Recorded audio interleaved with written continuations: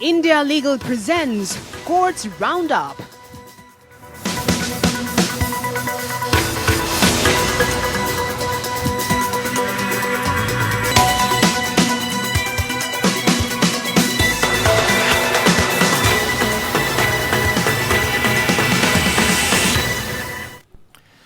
नमस्कार, मैं हूं आपके साथ रविंद्र सिंह। कोर्ट्स राउंडअप में आपका स्वागत है। इस बुलेटिन में अगले आधे घंटे में हम आपको कोर्ट से जुड़ी तमाम छोटी बड़ी खबरों से रूबरू करवाएंगे। कोर्ट की कार्यवाही और सुप्रीम कोर्ट से लेकर हाई कोर्ट और लोअर कोर्ट्स तक के फैसलों को आपके सामने रखेंगे। आगे बढ़ने से पहले एक नजर डालते हैं सुर्खियों पर। सीजेआई की बेंच ने तीस्ता सीतलवाड़ की अंतरिम जमानत को दी मंजूरी। गुजरात हाई कोर्ट से कहा फिलहाल तीस्ता को दी जाए अंतरिम बेल, बाद में जमानत पर हो विचार। ट्रायल कोर्ट को बेल शर्तें लागू करने का निर्देश। उन्नाव गैंगरेप मामले में रेप पीड़िता को सुप्रीम कोर्ट से राहत। कोर्ट ने पीड़िता के खिलाफ केस यूपी से दिल्ली ट्रांसफर करने का दिया आदेश। सुप्रीम कोर्ट ने गैर जमानती वारंट पर भी लगाई रोक। सुप्रीम कोर्ट ने ममता बनर्जी की चुनावी याचिका को कलकत्ता हाई कोर्ट से किसी दूसरे कोर्ट में ट्रांसफर करने की मांग वाली शुभेंदु अधिकारी की याचिका की खारिज। केस के लिए कलकत्ता उच्च न्यायालय के न्यायाधीश से संपर्क करने की दी इजाजत। सुप्रीम कोर्ट ने कश्मीर में हिंदुओं और सिखों के खिलाफ हुए हमलों की एसआईटी जांच की मांग वाली याचिका पर विचार करने से किया इनकार। केंद्र सरकार और राज्य सरकार को प्रतिनिधित्व देने की दी इजाजत।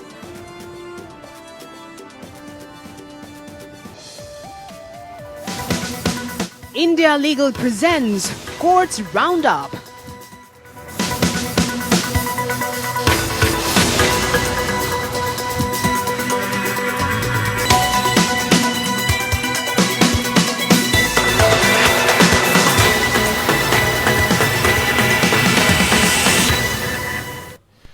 तो कोर्ट्स राउंडअप में सबसे पहले बात तीस्ता सीतलवाड़ा की जमानत को लेकर। सुप्रीम कोर्ट ने सामाजिक कार्यकर्ता तीस्ता सीतलवाड़ को अंतरिम जमानत दे दी। कोर्ट ने कहा है कि तीस्ता की रेगुलर बेल पर गुजरात हाई कोर्ट फैसला सुना सकता है। अभी के लिए उन्हें अंतरिम जमानत दे दी गई है। इस खबर पर ज्यादा जानकारी हम थोड़ी देर में आपको देंगे। पहले सुप्रीम कोर्ट से जुड़ी एक और खबर का रुख करते हैं। सुप्रीम कोर्ट ने वर्ष 1990 में कश्मीर में हिंदुओं और सिखों के खिलाफ हुए हमलों की एसआईटी जांच की मांग वाली याचिका पर विचार करने से इनकार कर दिया। याचिका में राज्य सरकार को उन पीड़ितों की जनगणना करने का निर्देश देने की भी मांग की गई है जो राज्य से भागने और देश के विभिन्न हिस्सों में रहने के लिए मजबूर हुए हैं। जस्टिस बीआर गवई और जस्टिस सीटी रविकुमार की एक डिवीजन बेंच ने याचिका को वापस लेने के साथ ही याचिका का निपटारा किया और याचिकाकर्ता एनजीओ वी द सिटीजन को केंद्र सरकार और राज्य सरकार को एक प्रतिनिधित्व दर्ज करने की स्वतंत्रता दी है। सुनवाई के दौरान याचिकाकर्ताओं की ओर से पेश हुए वकील ने कहा कि ये कश्मीर में 1 लाख से अधिक हिंदुओं का नरसंहार है। उन्होंने तर्क दिया कि जम्मू कश्मीर सरकार ने कथित साजिश की कभी जांच नहीं की। कोर्ट ने कहा सरकार से संपर्क करें, हम इसे क्यों सुने? क्या आपने भारत सरकार को प्रतिनिधित्व दिया है? इसके बाद अदालत ने याचिकाकर्ता एनजीओ को सरकार को स्थानांतरित करने की स्वतंत्रता दी।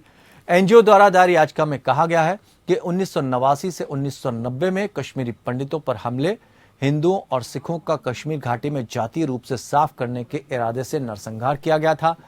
इसके अलावा याचिका में कहा गया है कि 1990 में हुए हमले कश्मीर घाटी में नरसंहार को रोकने और कश्मीरी हिंदू और सिख के जीवन संपत्ति की रक्षा करने में संवैधानिक तंत्र की पूर्ण विफलता का एक उदाहरण है। उन्नाव गैंगरेप मामले में रेप पीड़िता के खिलाफ जारी गैर जमानती वारंट रद्द कराने की मांग के मामले में पीड़िता को सुप्रीम कोर्ट से बड़ी राहत मिली है। सुप्रीम कोर्ट ने 2017 के उन्नाव गैंगरेप मामले में पीड़िता को राहत देते हुए उसके खिलाफ दर्ज मामले को उत्तर प्रदेश से दिल्ली ट्रांसफर किया। हालांकि पीड़िता के खिलाफ जारी गैर जमानती वारंट पर फिलहाल के लिए रोक लगा दी गई है।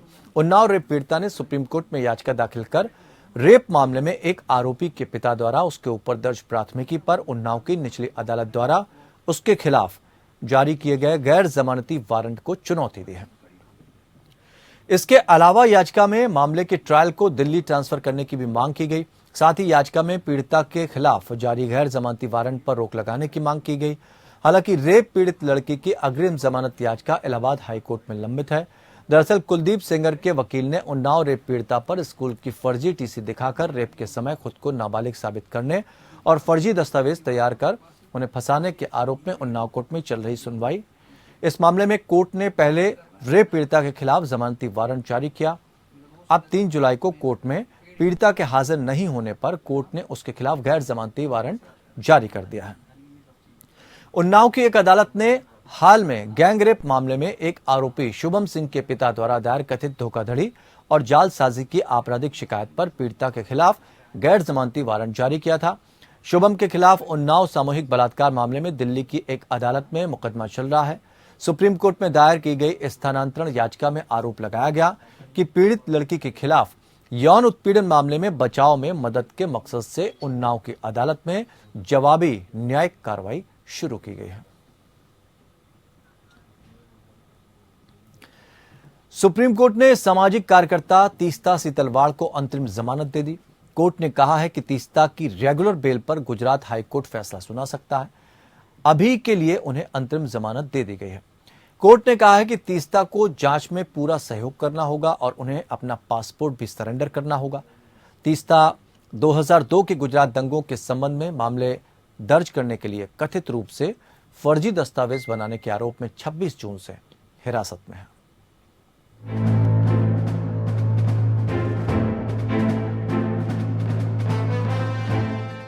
तीस्ता सीतलवाड़ की जमानत याचिका पर सुप्रीम कोर्ट में सुनवाई हुई। CJI UU Lalit, justice S Ravindra Bhat और जस्टिस सुधांशु भट्ट की बेंच ने सुनवाई की और तीस्ता सीतलवाड़ को राहत देते हुए अंतरिम जमानत दी। सुप्रीम कोर्ट ने तीस्ता सीतलवाड़ को जमानत देते हुए कहा कि तीस्ता को जल्द से जल्द संबंधित ट्रायल कोर्ट में पेश किया जाए। ट्रायल कोर्ट जमानत की शर्तें तय कर जमानत दे। तीस्ता को पासपोर्ट सरेंडर करने का आदेश दिया और कहा कि तीस्ता जांच में सहयोग करेंगी। सुप्रीम कोर्ट ने कहा कि हमने सिर्फ अंतरिम बेल पर मामले पर विचार किया है, हमने मेरिट पर कोई राय नहीं दी है। हाईकोर्ट मेरिट पर स्वतंत्रता से विचार करेगा, वो सुप्रीम कोर्ट की टिप्पणियों से प्रभावित नहीं होगा। ये फैसला मामले के इस तथ्य कि वो एक महिला है, इसका असर मामले के दूसरे आरोपियों पर नहीं पड़ेगा। कोर्ट ने कहा कि ये ट्रायल कोर्ट के लिए खुला होगा कि वो जमानत के लिए बॉन्ड के लिए कैश पर विचार करे, लोकल श्योरिटी पर जोर न दें। सुप्रीम कोर्ट ने कहा कि याचिकाकर्ता एक महिला है जो 2 महीने से हिरासत में है। जो मामला है वो 2002 से 2010 के बीच के दस्तावेज का है। जांच मशीनरी को 7 दिनों तक उससे हिरासत में पूछताछ का मौका मिला होगा। रिकॉर्ड में मौजूद परिस्थितियों को देखते हुए हमारा विचार है कि हाईकोर्ट को मामले के लंबित रहते समय अंतरिम जमानत पर विचार करना चाहिए था। गुजरात सरकार की ओर से सॉलिसिटर जनरल तुषार मेहता ने कहा कि सुप्रीम कोर्ट ने सही तौर पर मामला उठाया कि हाईकोर्ट ने इतना समय क्यों लगाया। मैंने सरकारी वकील से विस्तार से बात की। हाईकोर्ट ने इस मामले में वही किया जो आमतौर पर मामलों में करता है। उन्होंने कहा कि 3 अगस्त को हाईकोर्ट के पास 168 केस लगे थे। तुषार मेहता ने कहा कि इस मामले से 1 हफ्ते पहले 124 मामले थे। इस आदेश की तारीख को 168 मामले थे। गुजरात हाईकोर्ट के सीजे ने ऑटो लिस्ट पद्धति शुरू की है, जहां जमानत आवेदनों में कुछ दस्तावेज आदि दायर किए जाते हैं। जेल में बंद व्यक्ति को पता नहीं होता, इसलिए ऑटो सूची मदद करती है। सीजेआई ने कहा कि आपने जो दिया उसमें मुझे एक भी महिला से जुड़ा मामला नहीं मिला। तुषार ने कहा कि तीस्ता के लिए मेरे पास कम से कम 28 मामलों की सूची है, जहां इसी जज ने 2 दिनों के भीतर जमानत दे दी। याचिकाकर्ता ने पूरे राज्य को, राज्य के हर गणमान्य व्यक्ति को बदनाम किया है, उसके लिए कोई भी भरोसेमंद नहीं। सीजेआई ने कहा कि इस समय इस अदालत के समक्ष खुद को तथ्यों तक सीमित रखें। तुषार मेहता ने कहा, मुझे यह कहने का निर्देश है कि जज ने 30-40 मामलों का निपटारा किया है। यही सिस्टम है, अपवाद न बनाएं। अदालत का सवाल था कि अदालती फैसलों के अलावा एफआईआर में और कुछ नहीं है। दोनों प्रदर्शित करते हैं कि यह सच नहीं है। कुछ मकसद था, कुछ साजिश। हमारे पास दिखाने के लिए कुछ सामग्री है। एसआईटी की एक रिपोर्ट में एसआईटी ने बताया कि 21 मामलों में वो कहते हैं कि हम जांच करना चाहते हैं। सुप्रीम कोर्ट ने मजिस्ट्रेट के सामने गवाह के बयान रखने पर गुजरात सरकार पर सवाल उठाया और कहा कि ये बयान सील कवर में होते हैं, ये मजिस्ट्रेट के पास होने चाहिए। आपको ये बयान कैसे मिले? ये मजिस्ट्रेट कोर्ट की कस्टडी में होने चाहिए, ये कोर्ट से कोर्ट आने चाहिए। तुषार मेहता ने कहा, हमने कोर्ट से आग्रह किया था और इसके बाद कोर्ट ने जांच अफसर को दिए हैं ताकि सुप्रीम कोर्ट में रखे जा सकें। मेहता ने कहा कि एसआईटी की रिपोर्ट से साफ है कि सबूत के नाम पर तीस्ता ने जो कुछ भी दिया उसमें से काफी मनगढ़ंत था। ये भूलवश नहीं बल्कि सोची समझी साजिश थी। ये कोर्ट से बाहर तैयार कराया गया था। तुषार मेहता ने कहा कि याचिकाकर्ता द्वारा कुल 8 करोड़ जमा किए गए, जिसमें से शराब दुबई की दुकानों से खरीदारी हुई। ऐसा नहीं है कि बिना सबूत का मामला है, लेकिन सवाल यह है कि क्या सुप्रीम कोर्ट को इस मामले में दखल देना चाहिए? सीजेआई ने कहा कि आपको तीस्ता से हिरासत में पूछताछ में क्या मिला? सीजेआई ने कहा कितने दिन की पुलिस हिरासत थी? तुषार ने कहा 7 दिन की। वो काफी चतुर महिला है, उसने किसी सवाल का सीधा जवाब नहीं दिया। तीस्ता सीतलवाड़ की ओर से कपिल सिब्बल ने कहा 124 लोगों को उम्र कैद हुई है। ये कैसे कह सकते हैं कि गुजरात में कुछ नहीं हुआ? ये सब एक उद्देश्य के लिए है। ये चाहते हैं कि तीस्ता ताउम्र जेल से बाहर न आए। कि 20 साल से सरकार क्या करती रही? ये हलफनामे 2002-2003 के हैं, तो ये जालसाजी कैसे हो गए? सुनवाई के बाद अदालत ने हाई कोर्ट को तीस्ता की अंतरिम जमानत देने को कहा। कोर्ट ने कहा कि ट्रायल कोर्ट जमानत की शर्त तय कर अंतरिम जमानत दे, बाद में जमानत पर फैसला लिया जाएगा। Bureau report.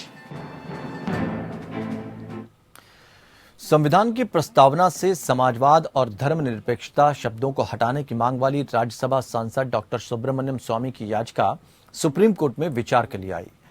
Justice Indira Banerjee और जस्टिस एमएम सुंदरेश की पीठ ने डॉक्टर स्वामी की याचिका को इसी तरह की याचिका के साथ पोस्ट किया जो 23 सितंबर को सीजेआई की पीठ के समक्ष सूचीबद्ध है। याचिका में प्रधानमंत्री इंदिरा गांधी के समय में 1976 में 42वें संविधान संशोधन के माध्यम से प्रस्तावना में समाजवाद और धर्मनिरपेक्षता शब्दों को जोड़ने की वैधता को चुनौती दी गई थी। ये तर्क दिया गया कि इस तरह के शब्दों को जोड़ना अनुच्छेद 368 के तहत संसद की संशोधन शक्ति से परे है। याचिकाकर्ताओं का तर्क है कि संविधान के किसानों का इरादा कभी भी लोकतांत्रिक शासन में समाजवादी या धर्मनिरपेक्ष अवधारणाओं को पेश करने का नहीं था। यह कहा गया है कि डॉक्टर बीआर अंबेडकर ने इन शब्दों को शामिल करने से इनकार कर दिया था क्योंकि संविधान नागरिकों के चयन के अधिकार को छीनकर कुछ राजनीतिक विचारधाराओं पर जोर नहीं दे सकता है। यह कहा गया है कि केशवानंद भारती मामले में प्रस्तावना को संविधान की मूल संरचना का एक हिस्सा घोषित किया गया है और इसलिए संसद इसे बदल नहीं सकते। याचिकाकर्ता ये भी घोषणा करने की मांग करते हैं कि जनप्रतिनिधित्व अधिनियम 1951 की धारा 29(a)(5) जिसके लिए एक राजनीतिक दल को पंजीकरण के लिए समाजवाद और धर्मनिरपेक्षता के सिद्धांतों के प्रति निष्ठा रखने की जरूरत है क्योंकि ये संविधान के विपरीत है। जुलाई 2020 में प्रस्तावना में समाजवाद और धर्मनिरपेक्षता को शामिल करने को चुनौती देने वाली अदालत में एक और याचिका दायर की गई थी।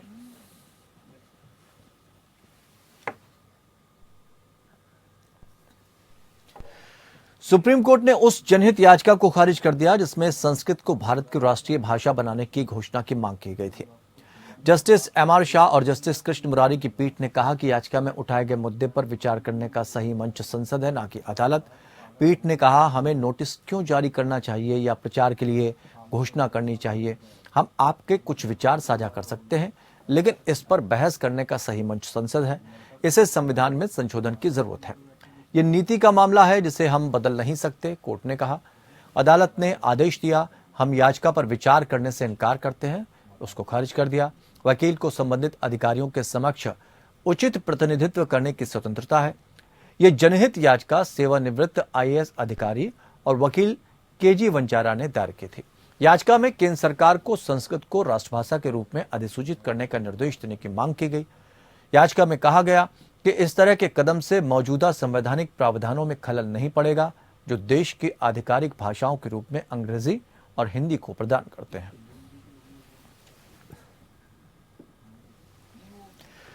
यति नरसिंहानंद और जितेंद्र त्यागी की गिरफ्तारी की मांग करने वाली एक जनहित याचिका को शुक्रवार को सुप्रीम कोर्ट ने खारिज कर दिया।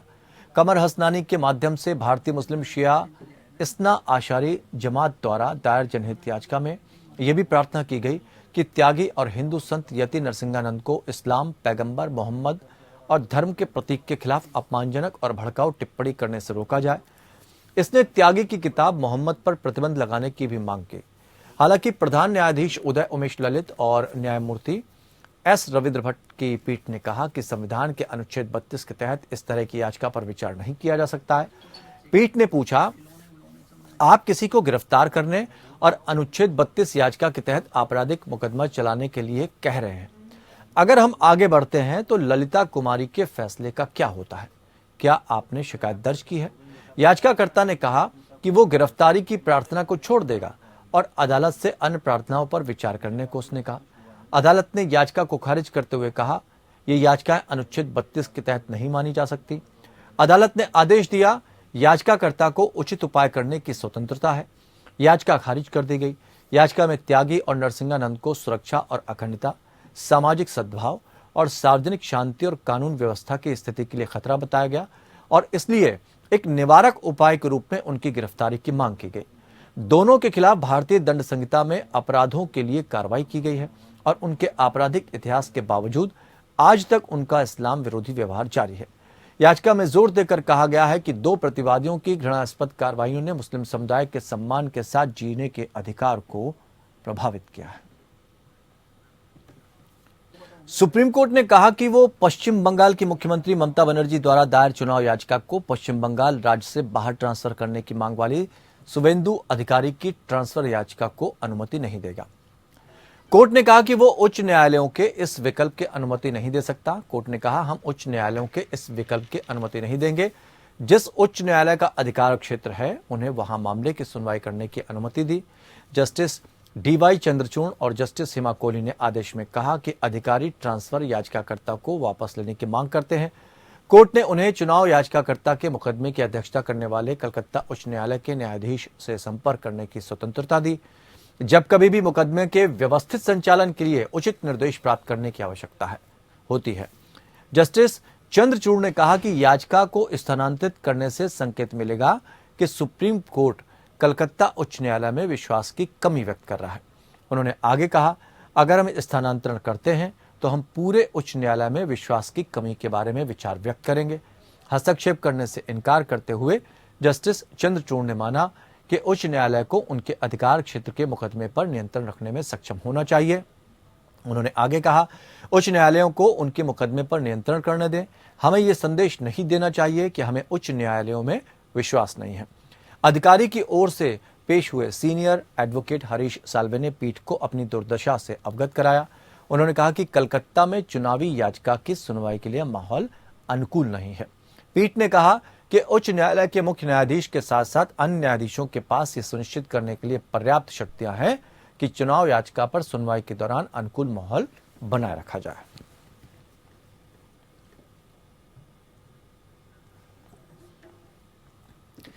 सुप्रीम कोर्ट ने मिनी रत्न कंपनी हिंदुस्तान लेटेक्स लिमिटेड में विनिवेश की योजना को चुनौती देने वाली जनहित याचिका पर केंद्र सरकार को नोटिस जारी किया। सुप्रीम कोर्ट में यह याचिका एक एनजीओ ने दायर की है, जिसमें कहा गया है कि हिंदुस्तान लेटेक्स कंपनी का काम देश भर में परिवार नियोजन कार्यक्रमों से जुड़ा हुआ है। दरअसल विनिवेश प्रक्रिया के जरिए सरकार सार्वजनिक सेक्टर की कंपनियों में अपनी हिस्सेदारी बेच देती है। इसी के विरोध में यह जनहित याचिका दायर की गई है। सुप्रीम कोर्ट में दायर जनहित याचिका में कहा गया, हिंदुस्तान लेटेक्स दुनिया की एकमात्र ऐसी कंपनी है जो जन्म नियंत्रण के तरीकों से जुड़ी हर सेवा मुहैया कराती है। इसके अलावा अस्पताल से जुड़े प्रोडक्ट से लेकर फार्मास्यूटिकल्स, आयुर्वेदिक दवाइयां, वैक्सीन, पर्सनल हाइजीन के उत्पाद और डायग्नोस्टिक किट्स तक उपलब्ध कराई जाती हैं। याचिका में बताया गया कि हिंदुस्तान लेटेक्स ने देश भर के अमृत फार्मेसी स्टोर्स की स्थापना की है ताकि गरीबों को सस्ते दामों पर हेल्थ केयर सेवाएं मुहैया कराई जा सके। आपको बता दें कि 1966 में जापान की ओकामोतो इंडस्ट्री के सहयोग से हिंदुस्तान लेटेक्स की स्थापना हुई थी। इसका पहला प्लांट 5 अप्रैल 1969 को केरल के तिरुवनंतपुरम जिले के पेरुकड़ा में स्थापित किया गया था। इसके अलावा कोच्चि के इरापुरम, बेलगांव के कनागल और गुड़गांव के मानेसर सहित कई जगह कंपनी की प्रोडक्शन यूनिट्स तैयार की गई। केरल हाईकोर्ट ने हाल ही में निचली अदालत के आदेश को उलटते हुए हत्या के दोषी को बरी कर दिया। इसके साथ ही हाईकोर्ट ने मामलों की त्वरित सुनवाई की आवश्यकता पर जोर दिया। कोर्ट ने कहा कि कैदियों को अपील दायर करने के लिए उचित सहायता की आवश्यकता है ताकि लंबे समय तक कैद से बचाया जा सके। जस्टिस के विनोद चंद्रन और जस्टिस सी जयचंद्रन की खंडपीठ ने विचाराधीन कैदियों की निरंतर कैद के चिंताजनक पहलू और ट्रायल आयोजित करने में हुई देरी की ओर इशारा करते हुए कहा कि हाईकोर्ट ट्रायल कोर्ट को दोषियों की कैद की तारीख के आधार पर मामले को लेने के लिए निर्देश जारी कर सकता है। उन्होंने कहा, हम विचाराधीन बंदियों को लगातार जेल में रखने और मुकदमों के संचालन में हुई देरी के चिंताजनक पहलू को इंगित नहीं कर सकते। राष्ट्रीय विधिक सेवा प्राधिकरण के आंकड़ों के मुताबिक वर्ष 2020 में विचाराधीन कैदियों का केरल की जेलों में कुल जनसंख्या से अनुपात 59% है। हमारा विचार है कि हाईकोर्ट इन कैदियों को निर्देश जारी कर सकता है।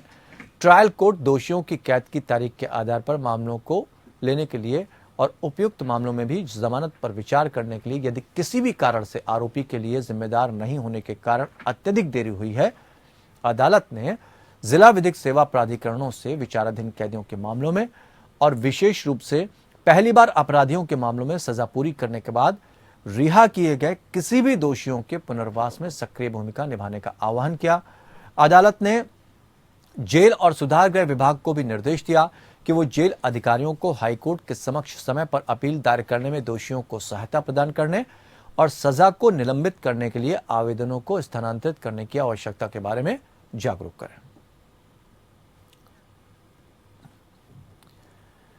गालीबाज श्रीकांत त्यागी की जमानत याचिका खारिज हो गई। गैंगस्टर एक्ट के तहत सुनवाई के दौरान सेशन कोर्ट ने श्रीकांत त्यागी की जमानत याचिका खारिज कर दी।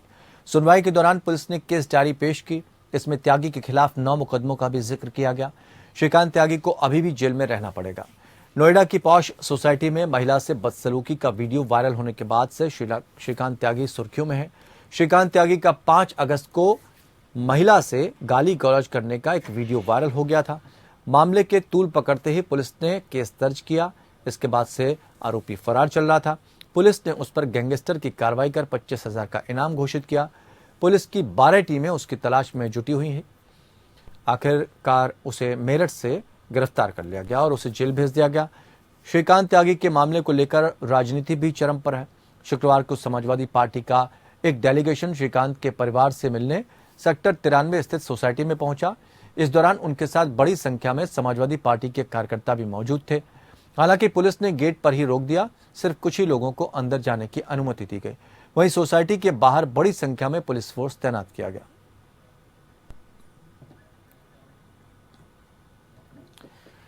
तो कोर्ट्स राउंड अप में फिलहाल इतना ही, लेकिन खबरों का सफर लगातार जारी रहेगा। जुड़े रहिए हमारे साथ। India Legal presents Courts Roundup.